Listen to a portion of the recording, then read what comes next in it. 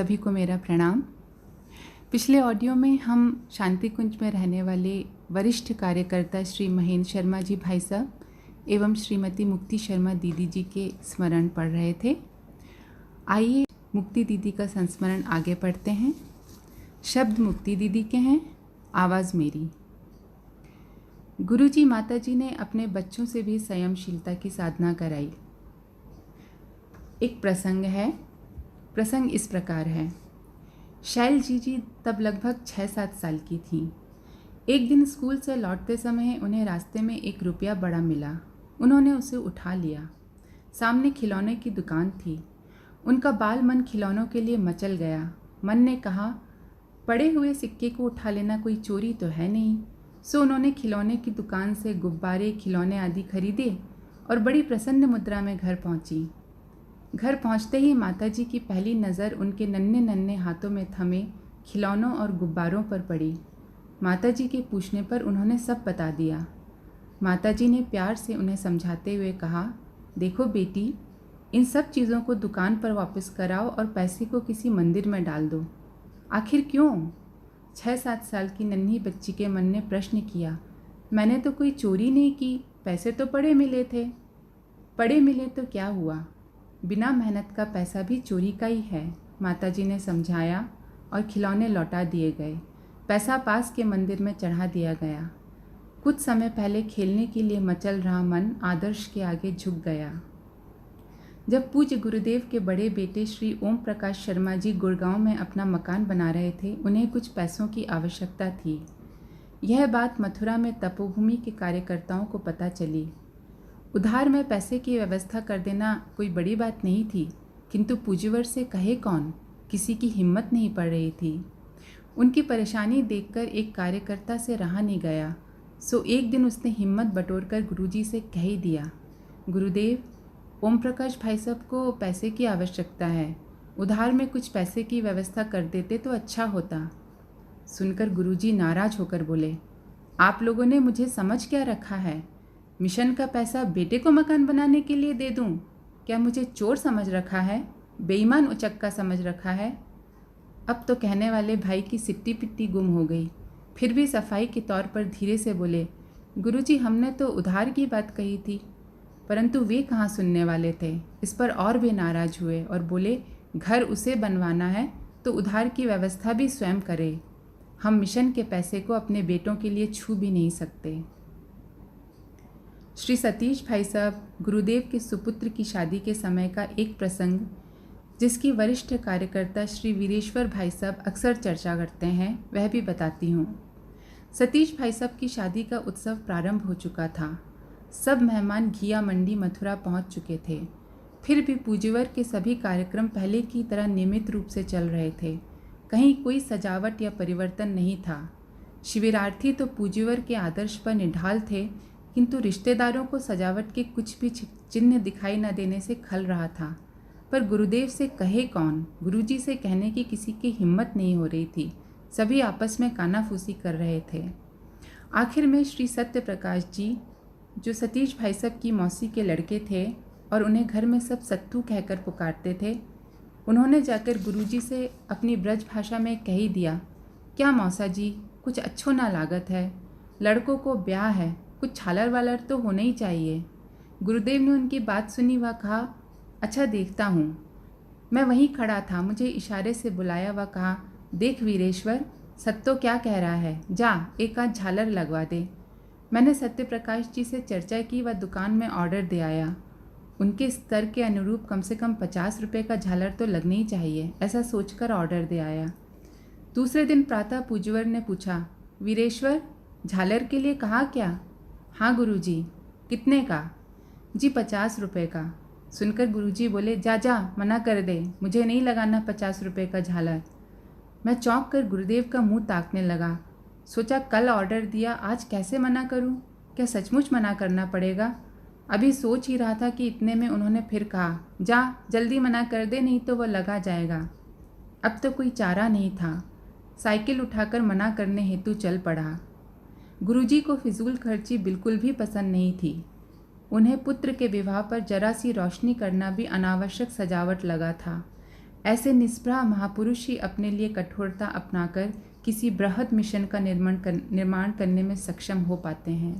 गुरुजी माताजी चाहते थे कि हम कार्यकर्ताओं के जीवन में भी सादगी दिखाई देनी चाहिए। एक बार सर्दियों में मैं अपने घर आगरा गई हुई थी। कड़ाके की ठंड थी। लौटते समय रास्ते में ठंड न लगे इसलिए मैंने कोट पहन लिया। कोट ज़रा कीमती था। रात में 8:30-9 बजे के लगभग मैं शांति कुंज पहुंची। पहुंचते ही गुरुजी के पास प्रणाम करने के लिए गई। जैसे ही गुरुजी को प्रणाम किया, उन्होंने बड़े ध्यान से देखा और बोले, अच्छा, कोट पहन कर आई है, कोट कहाँ से मांग लाई? मैंने कहा, गुरुजी मेरा ही कोट है, किसी से कहाँ से मांगती? इस पर गुरुजी बोले, अच्छा बेटा, मांगना नहीं किसी से, अब पहन आई है तो कोई बात नहीं, पर बेटा यहाँ हम सबको ब्राह्मण जीवन जीने की बात कहते हैं, सादगी से रहने की बात कहते हैं, तो इसका ध्यान रखना। एक बार करवा चौथ के त्यौहार के दिन मैंने और शैलो जीजी ने बढ़िया से गहने पहने और गुरुजी माताजी को प्रणाम करने व उनका पूजन करने गए। पिताजी यानी कि गुरुजी ने हमें बड़े गौर से देखा। फिर माताजी से बोले, माताजी ये तो हमारी बेटियां नहीं लगती। उनकी दृष्टि में कुछ ऐसे भाव थे कि हम लोग उनसे नज़र नहीं मिला पाए, पर हम उनका भाव समझ गए थे। हम दोनों ने एक दूसरे की ओर देखा, जैसे तैसे फटाफट पूजा की और दौड़कर नीचे आ गए। दोनों ने परस्पर कोई चर्चा नहीं की, अपने अपने कमरे में गए और सब गहने आदि उतार कर रख दिए। फिर कभी दोबारा हम लोगों ने उस दिन जैसे गहने नहीं पहने। गुरुजी को बहनों का ज़रूरत से ज़्यादा सजना धजना पसंद नहीं था। वे कहते थे, बेटा सादगी में ही असली सौंदर्य है। ब्राह्मणोचित जीवन, सादगी भरा जीवन जीने की प्रेरणा देते हुए वे अक्सर समझाते, बेटा ये हमारी ओढ़ी हुई गरीबी है, लोक सेवी को कम से कम सुविधा साधन बटोरने चाहिए। वे छोटी छोटी बातों द्वारा ही महत्वपूर्ण शिक्षा दे दिया करते थे। एक दिन गुरुजी के पास एक सज्जन आए। एक बालक उनके लिए पानी लेकर आया। गुरुजी ने उन सज्जन के जाने के बाद उस बालक को व अन्य लोग जो बैठे थे सबको समझाया, जब भी किसी को पानी दो तो गिलास को ढकना चाहिए और नीचे भी एक तश्तरी रखनी चाहिए।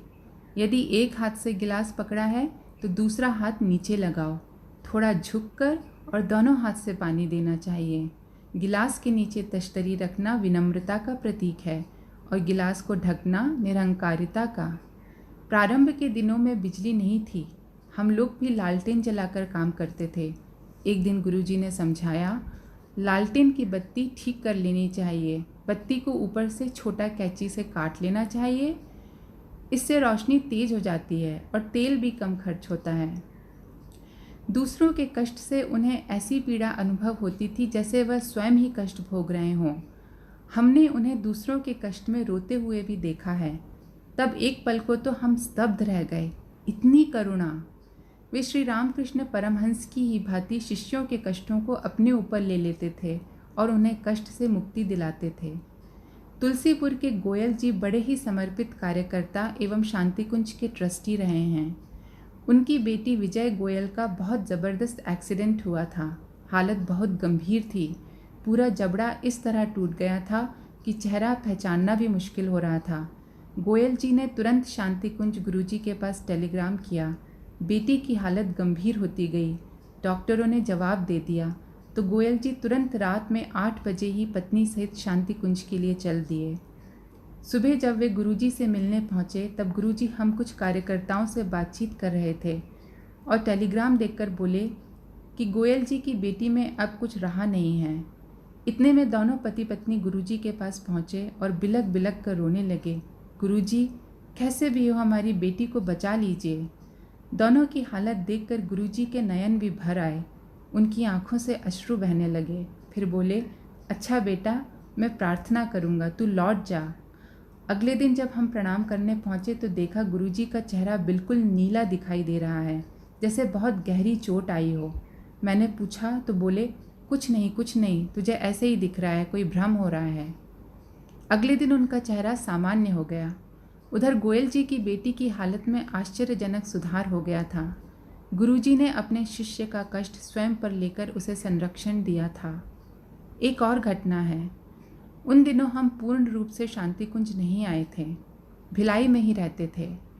हमारे साथ भिलाई की एक कार्यकर्ता कामिनी बहन हमारे साथ आई थी।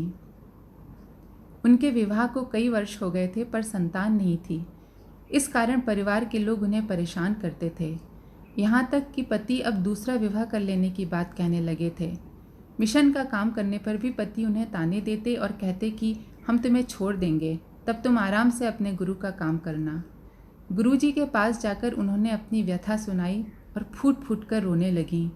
उनकी व्यथा सुनकर गुरुजी की आंखों से भी अश्रुधारा बहने लगी। जितना वो रो रही थी उतना ही गुरुजी भी रो रहे थे। हम सब देखकर हतप्रभ थे।